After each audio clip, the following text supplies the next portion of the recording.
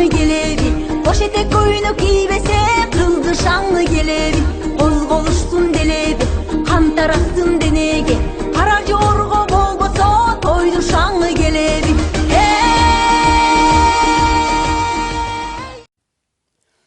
Саламатсыңарбы балдар? Бүгүнкү тема жөнүндө маалымат бере кетейин. Ар бир эл өзүнүн салты, үрп-адаты менен гана эмес, өздөрүнө тиешелүү болгон салттык, улуттук оюндар менен да айырмаланат.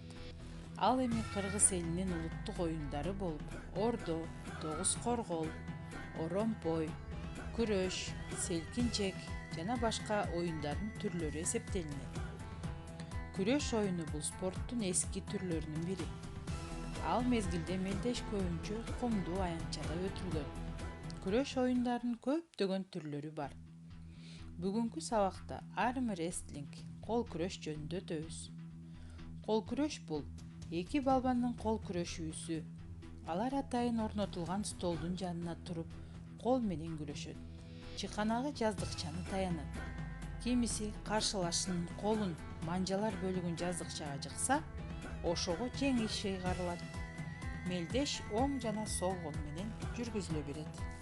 Арм рестлинг же башкача айтканда кол күрөш спорттун байыркы түрү болуп эсептелгени менен бир кездери унутулуп кеткен.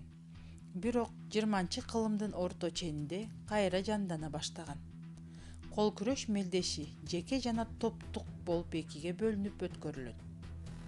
Жеке күрөштө биринчи орун 10 упай, экинчи орун 7 упай, үчүнчү орун 5 упай, төртүнчү орун 4 упай, бешинчи орун 3 упай алат.